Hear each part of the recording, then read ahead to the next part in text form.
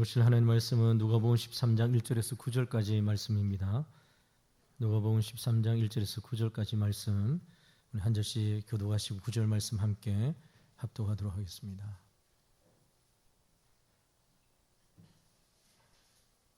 누가복음 13장 1절에서 9절까지 말씀, 제가 먼저 1절 말씀 봉독하겠습니다. 그때 마침 두어 사람이 와서 빌라도가 어떤 갈릴리 사람들의 피를 그들의 제물에 섞은 일로 예수께 아뢰니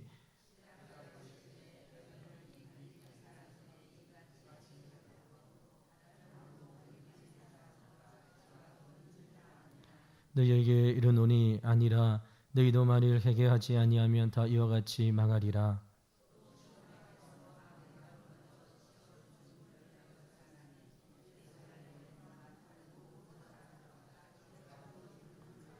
너희에게 이르노니 아니라 너희도 만일 회개하지 아니하면 다 이와 같이 망하리라.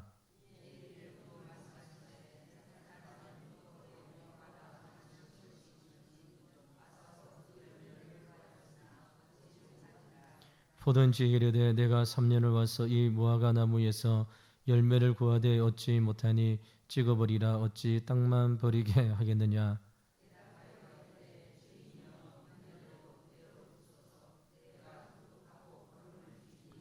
9절 말씀 함께 읽겠습니다. 이후에 만일 열매가 열면 좋거니와 그렇지 않으면 찌그려 버리소서 하였다 하시니라. 아멘. 오늘 본문의 말씀 가지고 열매 맺지 못한 무화과 나무의 비유라는 제목으로 하나님의 말씀을 전가하도록 하겠습니다. 오늘 우리가 읽었던 본문 6절과 9절까지 나오는 비유의 말씀이 등장하는데요. 열매 맺지 못하는 무화과 나무의 비유입니다. 근데 여러분, 이 비유가 시작되어지는 13장 1절 말씀에 보면 이렇게 시작되어지죠. 먼저 13장 6절 말씀에 보면 이의 비유로 말씀하시되 한 사람이 이렇게 시작되어집니다. 앞에 있는 말씀과 연결되어져 있는 것이죠. 13장 1절에서 5절까지의 말씀을 계속해서 말씀하고 있습니다. 이런 13장 1절에서 5절까지의 말씀을 보면 충격적인 두 가지 사건이 나옵니다. 어떤 사건이냐? 이런 빌라도와 관련된 두 가지 끔찍한 사건이 나오는데, 이 사건을 우리가 먼저 배경으로 알 때에 열매 맺지 못한 무화과 나무의 뜻을 우리가 보다 명확하게 알 수 있는 것이죠. 역사의 기록에 의하면 빌라도는 AD 26년에서 30년 사이에 로마에서 온 유대 총독이었습니다.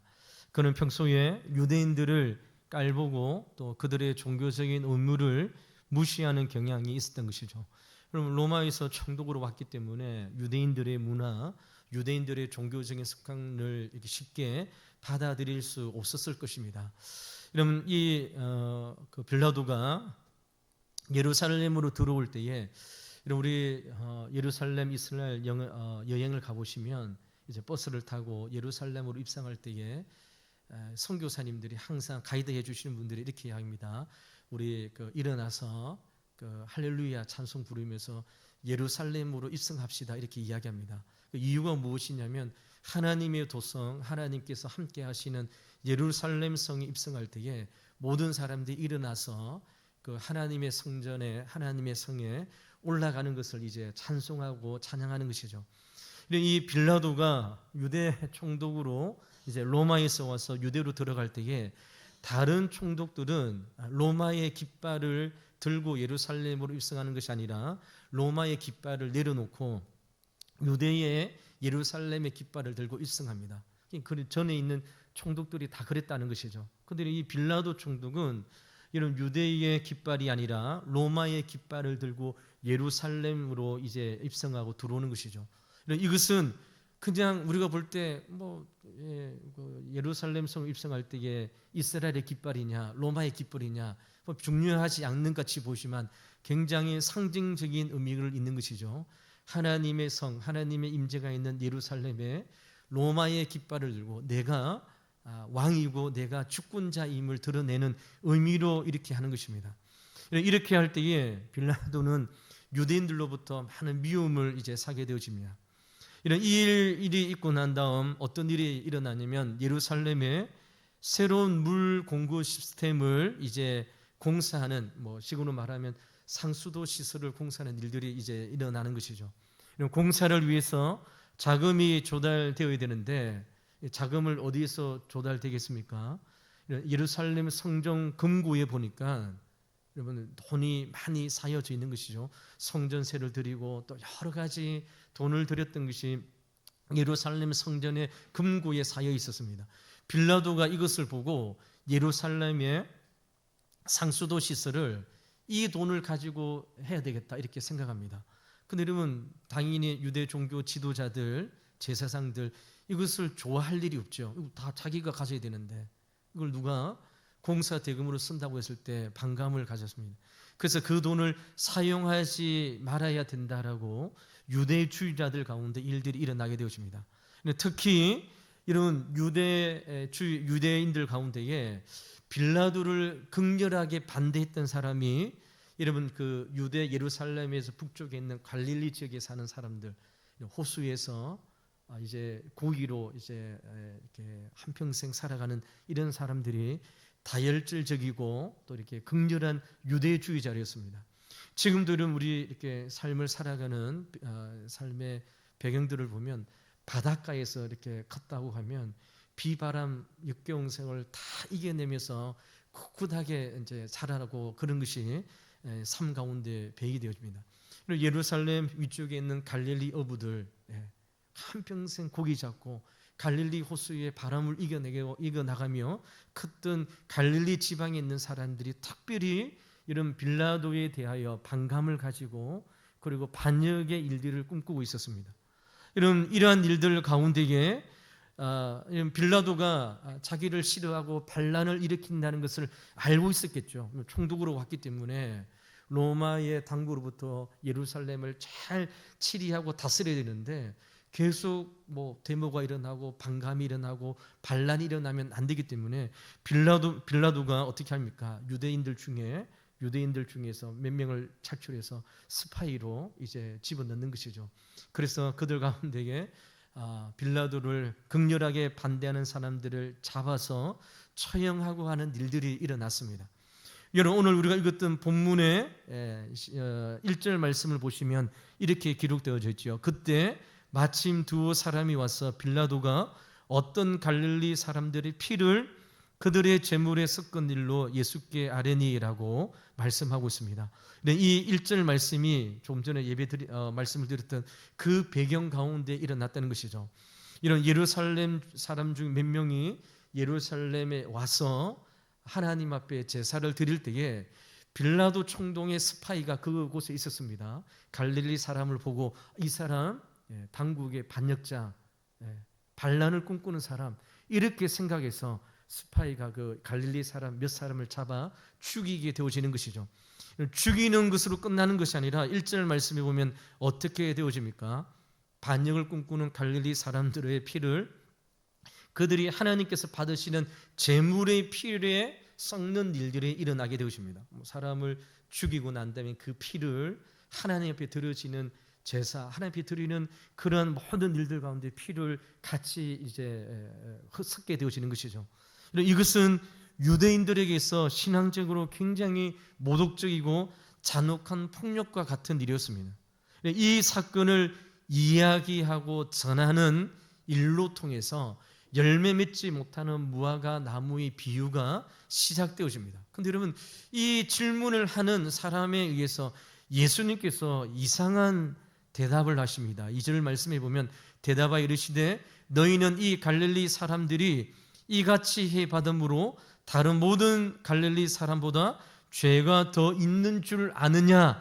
예수님께서 이 질문을 하시는 사람에게 이렇게 질문하는 것이죠. 이런 2절의 말씀, 1절과 2절 말씀의 이 간격 속에 어떤 이야기가 숨어져 있습니까? 이런 많은 유대인들이 이러면 하나님 앞에 제사를 드리다가 빌라도의 스파이에 의해서 죽어갔던 갈릴리 사람들을 향하여 어떤 생각을 드냐면 저들은 우리보다 더 큰 죄를 지었기 때문에 예배 도중에 저렇게 비참하게 죽는다, 이렇게 생각한 것입니다. 1절과 2절 사이에 이 내용이 빠져 있는 것이죠. 내용을 보면 그렇습니다. 여러분, 저들의 죽음은 저들의 죄 때문에 로마 당국의 반역을 일으키고 열렬한 유대주의자들, 그래서 지금 로마에 의해서 식민지로 살고 있는 이 예루살렘을 이렇게 자유롭게 하기 위한 그런 급진적인 그런 운동을 하는 사람들, 그러한 사람들 자신의 죄 때문에 하나님의 심판을 받는다라고 생각한 것이죠. 이것이 오늘 질문을 하는 사람들의 일반적인 생각이었고 당시 사람들의 생각이었습니다. 큰 고난을 당하는 사람들은 분명히 큰 죄를 지었기 때문에 하나님으로부터 벌을 받는다는 것이죠. 이것을 우리가 무엇이라 말합니까? 인과응보의 논리라고 하는 것이죠. 이 땅에서 죄를 받는 사람은 무엇인가 큰 죄를 지었기 때문에 그러한 것을 받는다라고 생각합니다. 그런데 예수님께서 이 질문을 들으시고 3절 말씀에 이렇게 판단합니다. 너희에게 이르노니 아니라 너희도 만일 회개하지 아니하면 다 이와 같이 망하리라, 이렇게 이야기합니다. 저렇게 고난을 받고 죄를 당하고 갑작스러운 큰 일을 당한 사람은 저들이 무엇인가 죄를 지었기 때문에 당하지 않습니까? 이렇게 물어보는 사람들에게 예수님께서 아니라 말씀하시고 너희가 회개치 아니하면 너희가 망하리라, 이와 같이 망하리라 말씀하고 있는 것이죠. 그리고 두 번째 사건이 4절과 5절 말씀에 나옵니다. 실로암 망대가 무너지는 것이죠. 앞에 있는 사건이 사람에 의해서 죽임을 당했다면 4절과 5절에 나오는 말씀은 우연한 사고입니다. 4절 말씀을 한번 보시기 바랍니다. 또 실로암 망대에서 망대가 무너져 치어 죽은 18사람이 예루살렘에 거한 다른 모든 사람들보다 죄가 더 있는 줄 아느냐라고 말씀하고 있습니다. 실로암 망대를 공사하는 상수도 공사하는 가운데에 예루살렘 성벽이 무너져서 거기에서 일하는 18명의 사람들이 갑작스러운 사고로, 우리 지금으로 말하면 안전사고죠, 재난으로 목숨을 잃는 일들이 일어났습니다. 그런데 이 일어나는 일들을 통해서 사람들이 어떻게 생각했느냐, 어떻게 생각했습니까? 이 일들도 사람들이 이렇게 생각했습니다. 망대가 무너지고 우연하는 것처럼 보이지만 저들도 하나님으로부터 저주를 받았다, 하나님으로부터 벌을 받았다. 저 18명의 사람이 평소에 얼마나 큰 죄를 지었으면 저렇게 비참한 최후를 당하고 사고를 당하는가, 이렇게 생각했다는 것이죠. 이 생각이 예전에만 그렇나요? 그렇지 않죠. 오늘날도 마찬가지입니다. 오늘날도 우리 주위에 여러 가지 일들을 당하면 많은 사람들이 생각하는 보편적인 생각이 무엇입니까? 하나님 앞에 벌 받아서 그래. 큰 죄를 지었으니까 하나님께서 혼내시는 거야, 이렇게 생각하는 것이죠. 5절 말씀에 예수님께서 한 번 더 동일한 말씀을 하십니다.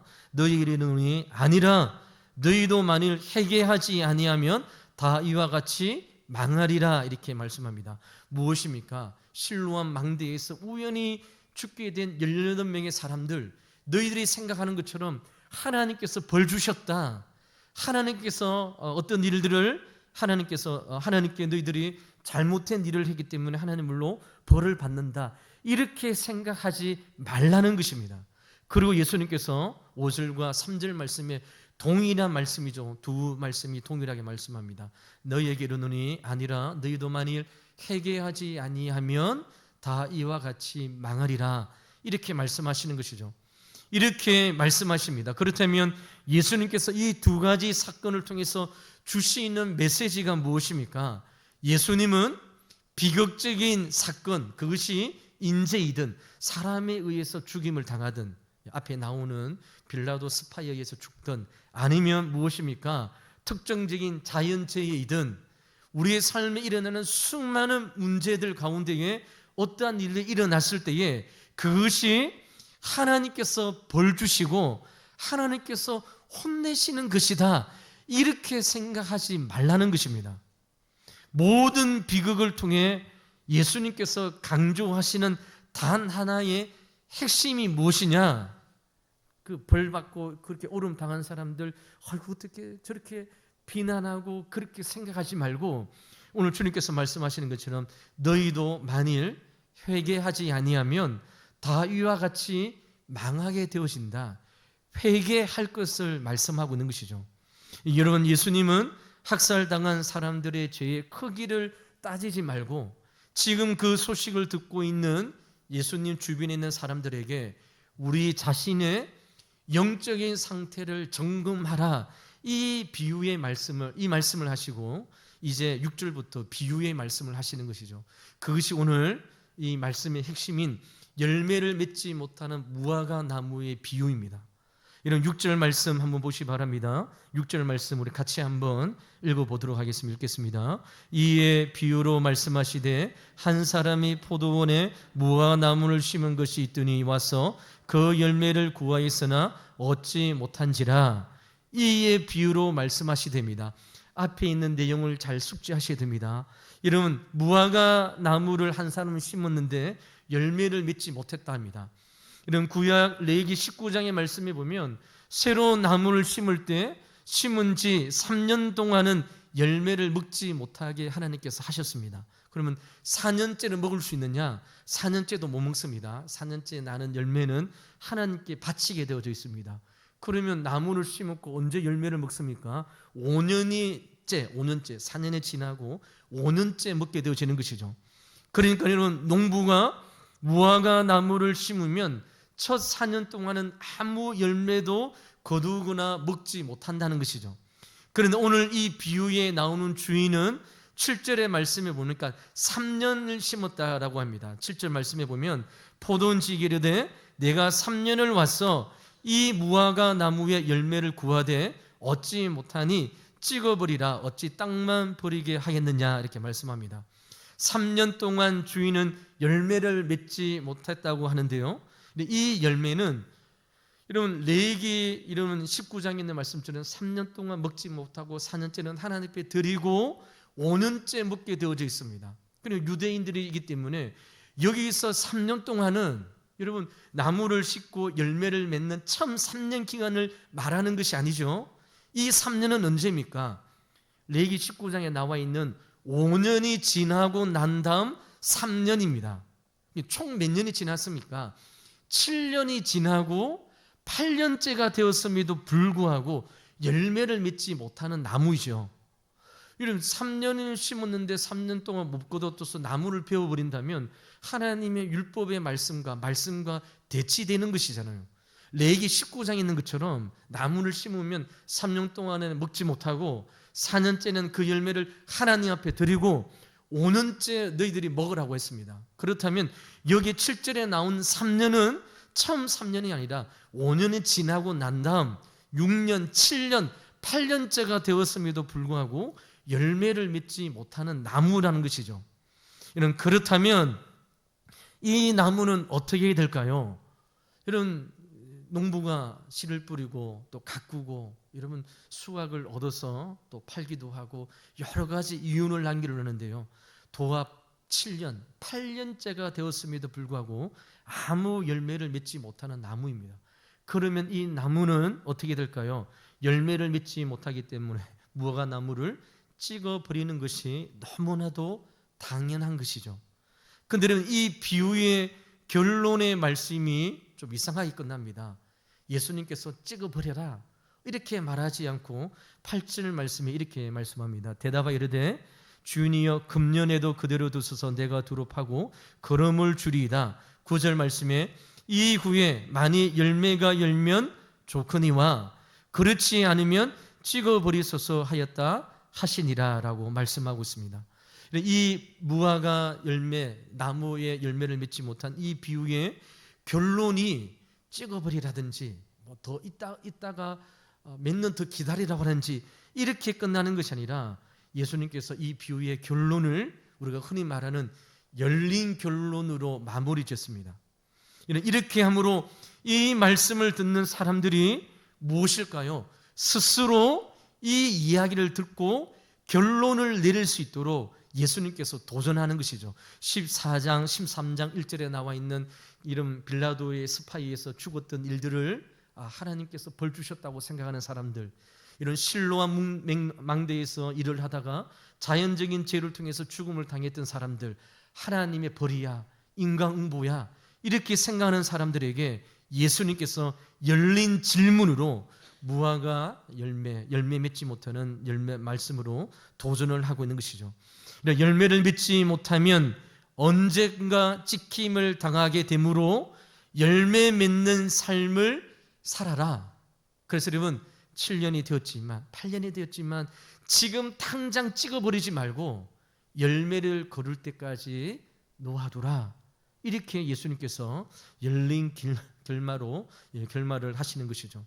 각자 이 비유의 말씀을 듣고 스스로 자기 자신을 돌아보고 내 삶에 열매가 있는지, 하나님께서 기뻐하시는 열매 맺음이 내 삶에 있는지 스스로 자기 자신을 돌아보고 자기 스스로가 결단과 선택을 할 것을 주님께서 이 말씀을 통하여 하시는 것이죠.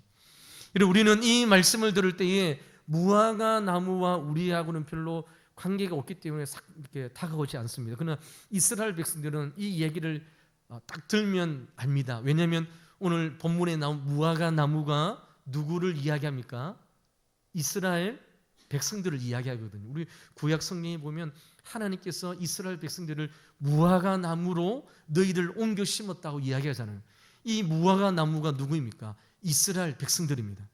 하나님께서 이스라엘 백성들을 자녀 삼아주시고 출애굽을 통하여 430년간 동살이 하고 있던 이스라엘 백성들을 가나안 땅에 옮겨 심어 놓으셨습니다.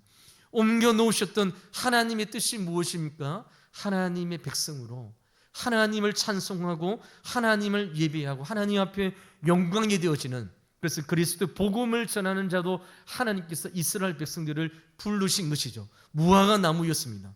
그런데 여러분, 예수님께서 이 땅에 오셔서 3년의 기간 동안 이스라엘 백성들이 회개의 열매를 맺고 예수님께 왔습니까? 안 왔습니다. 예수님께서 공생에 사역하는 3년 동안 그들은 복음을 전하는 예수 그리스도를 거부했습니다. 못 박아 죽였습니다. 십자가에 못 박아 죽이는 것이죠. 왜 대제사장들과 서기관들과 종교 지도자들이 예수님을 십자가 못 박아 죽였습니까?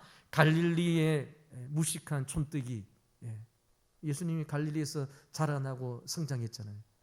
그 갈릴리에서 출신한 그 예수가 가는 곳곳마다 그리스도의 복음을 전하고 하나님의 아들이심을 전할 때에 당시 종교 지도자들이 꼴보기 싫은 것이죠. 우리의 고난, 우리가 지금까지 누려왔던 것, 이 모든 것을 다 빼앗겨 버리니까 그것을 받아들이기 싫어서 예수님을 십자가에 못 박혀 죽인 것이죠. 예수님을 3년의 공생애기 동안 거부했습니다. 그러나 누구는 예수님을 하나님의 자녀로, 하나님의 아들로 받아들였습니까? 당시에 가난하고 연약하고 가는 곳곳마다 그리스도의 하나님의 복음이 필요한 자들은 주님 앞에 나왔습니다. 예수님께 나와서 예수님이 말씀하시는 그 말씀을 듣고 주님 앞에 우리의 죄를 고백하고 예수가 그리스도이심을 믿는 복음의 일들이 예루살렘 가운데 일어났습니다. 여러분, 대부분의 사람들이 예수님의 공생의 3년 기간 동안 이 일들을 하지 못했습니다. 예수님이 죽으시고 부활하시고 하늘로 승천하신 다음 40년이 지난 기간 동안 그러면 예루살렘 교회는 복음을 전하고 이방인들에게 하나님의 말씀을 전하는 도구로 무화과 나무의 열매를 맺는 하나님의 일들을 감당했는가? 우리 사도행전에 보면 예루살렘 교회가 이방인을 향하여 나가지 못했습니다. 예루살렘 교회가 사도행전 15장에 보면 아직도 예수님께서 십자가를 못 박혀 죽으시고 그들이 보는 눈 앞에 부활하시고 성천하여 주셨고, 그리고 성천할 때도 제자들 앞에서 내가 반드시 다시 오실 것이다 약속해 주셨음에도 불구하고 예루살렘 교회의 성도들이 무엇을 하고 있었습니까? 어떻게 하면 이방인들에게도 하나님께서 구원의 일들이 이루어졌는가? 이방인들도 하나님께서 구원하시는 하나님의 친백성인가? 예루살렘 교회가 이 일들을 통해서 사도행전 15장에 아직도 이 일을 논의하는 문제로 하나님의 복음이 이방인으로 흘러나가지 않고 갇혀 있는 것이죠. 이런 교회가 외부로 보지 않고 말씀과 전도와 하나님께서 맡겨주신 일들을 감당하지 아니하면 계속 내부적으로 이 일들을 논의하는 가운데에 교회가 부패되어지는 것이죠. 사도행전을 통해서 초대교회가 이러면 성령의 역사가 임하고 성령의 불이 임했음에도 불구하고 몇몇 사람들이 이러면 광야로 나가서 그 당시에 이도피아 내시, 그게 그리스도의 복음을 전하고 예수님께서 마태복음 28장에 마지막으로 제자들에게 분부하셨던 말씀, 땅 끝까지 이르러 그리스도의 복음을 전하라. 이 말씀을, 이 명령의 말씀을 순종하지 않고 예루살렘 교회 안에 갇혀져 있는 것이죠. 하나님께서 예루살렘 교회를 어떻게 하실까요? 예루살렘 성전을 어떻게 하실까요? 이런 40년이 지나고 난 다음 예루살렘 성전이 이제 무너지게 되어집니다. 역사 가운데에 하나님의 임재라고 생각했던 예루살렘 성전, 하나님께서 이스라엘 백성들과 만나고 그곳에서 제사를 드리고 예배를 드리고 하나님을 만나고 수송아지를 잡아서 주님 앞에 드려졌던 그 하나님의 성 예루살렘이 여러분 역사상 가운데에 무너지게 되어지고 없어지게 되어지는 것이죠. 이것이 열매 맺지 못하는 무화과 나무 이스라엘 백성들의 모습이죠. 그래서 여러분 이스라엘 백성들이 어떻게 되어집니까? 이후에 나라가 없이 유럽으로 막 흩어지잖아요. 우리 중고등부 우리 세계 시간에 우리 배웠잖아요. 그때부터 이제 이스라엘 사람들이 나라가 없이 땅이 없이 유럽으로 폴란드로 독일로 막 흩어지게 되어집니다.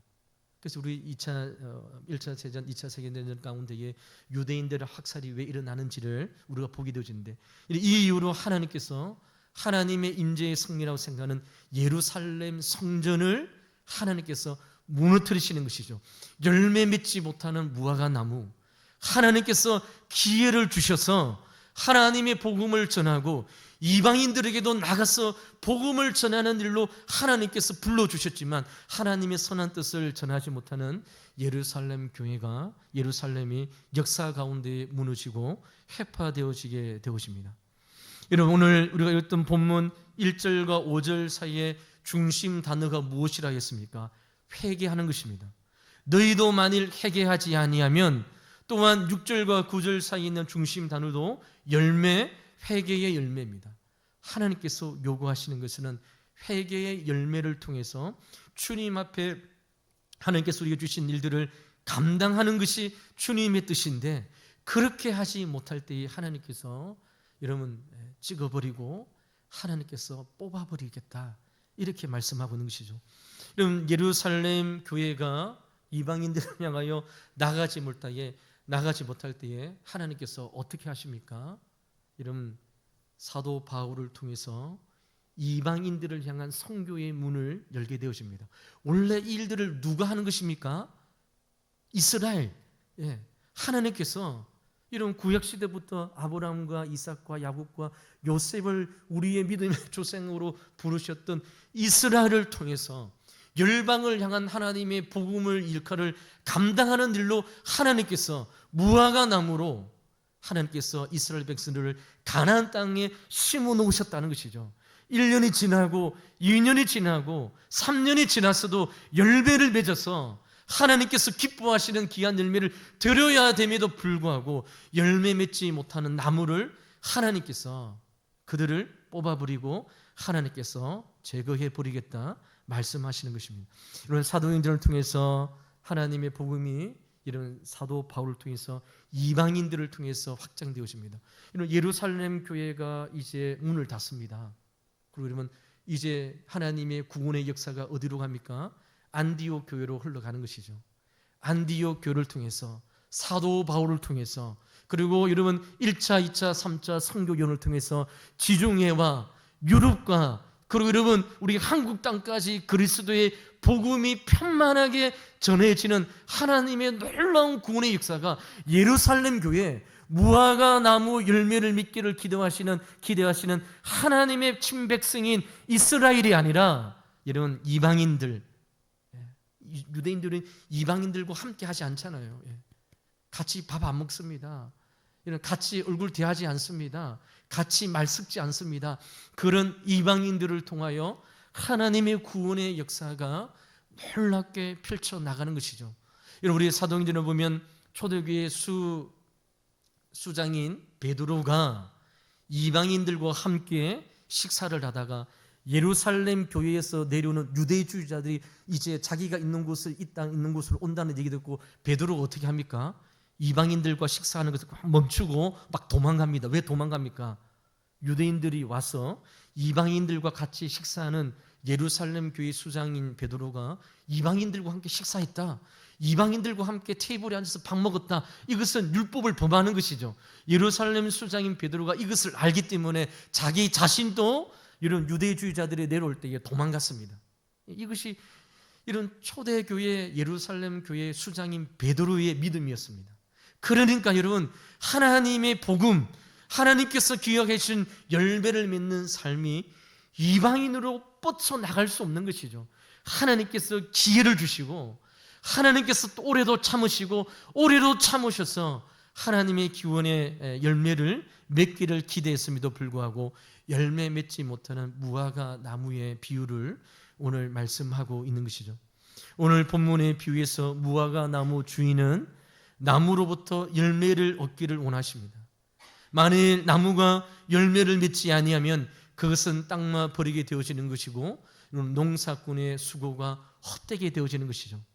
이 일들을 통해서 예수님께서 회개할 기회가 있을 때에 돌아오고 하나님께서 주셨던 생명의 열매를 맺기를 기대하심을 우리에게 말씀하고 있는 것이죠. 그렇다면 사랑하는 성도 여러분, 우리가 맺어야 될 열매가 무엇입니까? 성경에 보면 두 가지가 있습니다.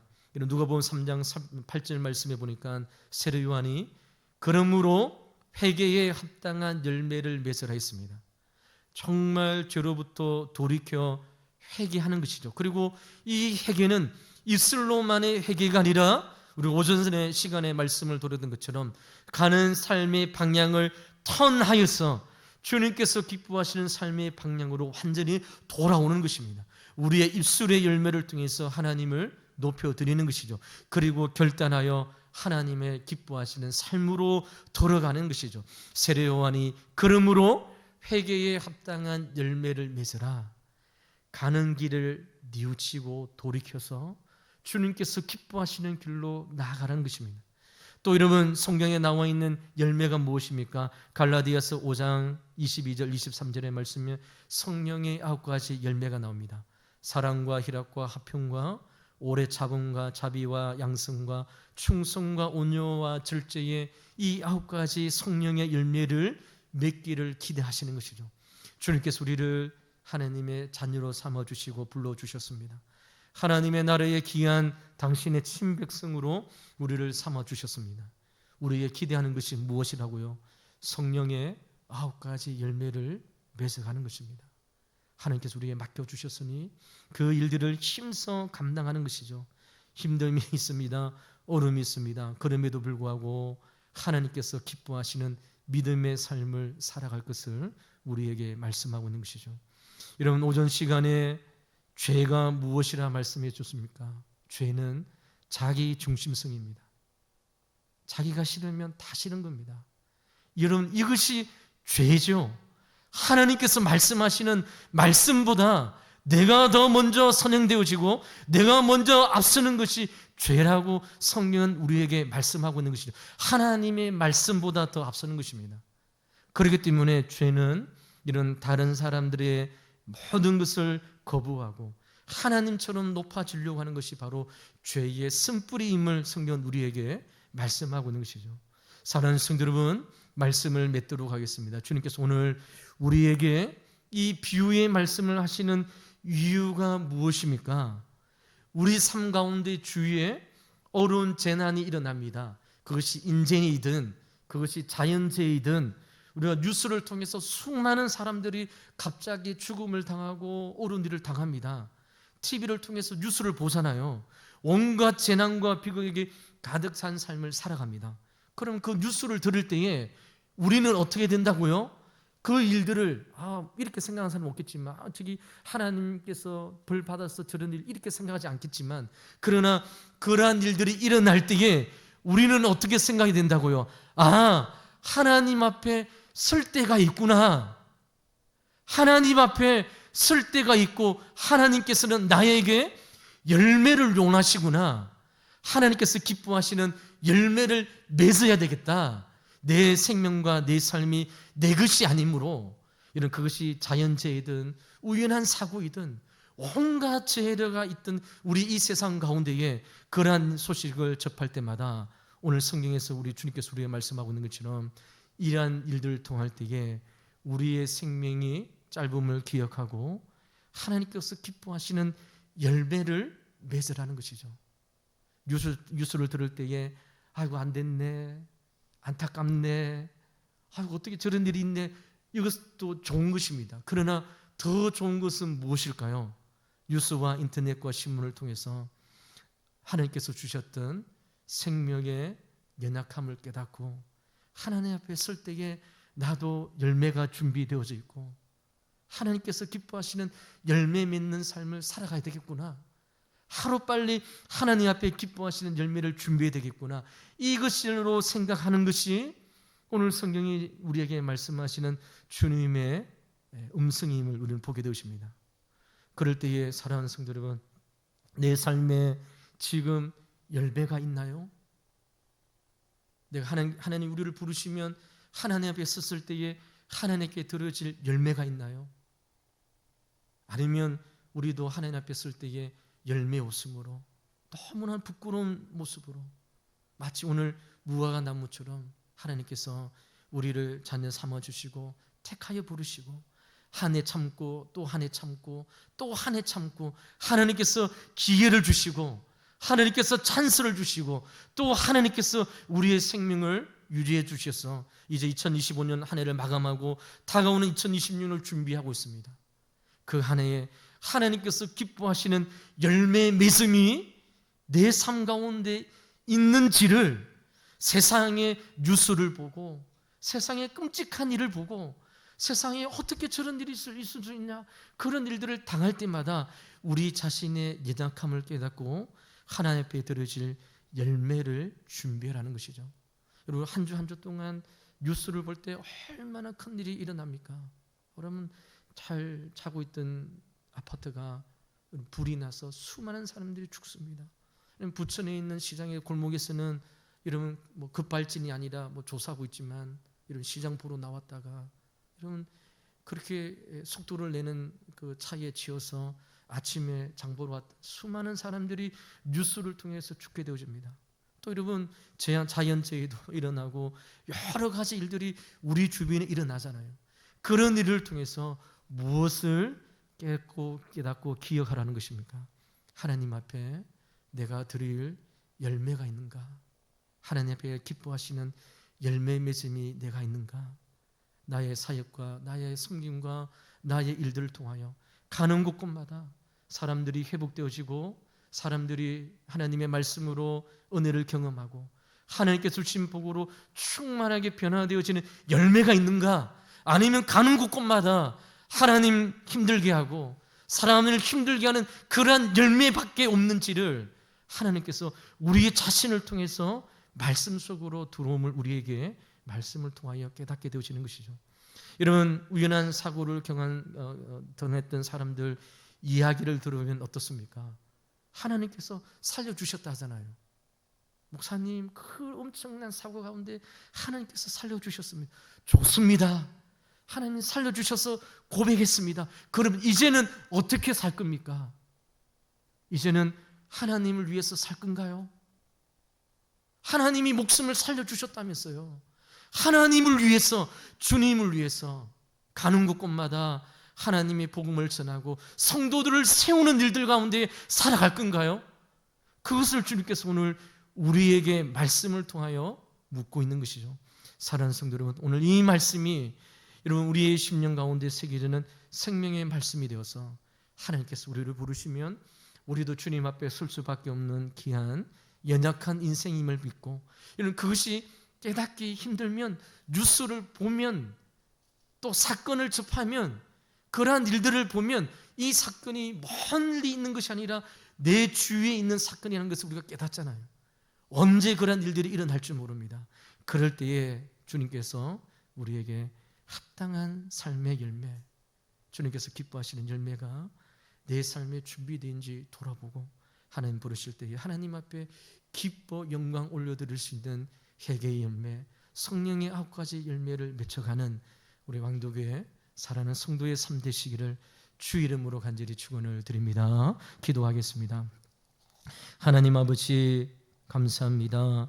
오늘 거룩한 주일날 이런 새벽부터 이 시간까지 또 예배드리고 하나님의 말씀을 듣고 전합니다. 하나님 말씀을 들을 때마다 우리 자신을 돌아보게 하여 주시고 하나님 오늘도 주님께서 기뻐하시는 신앙의 열매가 있는지를 돌아보게 해 주셔서 우리가 걸어가는 발자취 자국이 남는 것처럼 우리가 전해왔던 모든 일들 가운데에 하나님 기뻐하시는 아름다운 귀한 열매를 맺어가는 성도의 삶이 될 수 있도록 인도하여 주시옵소서.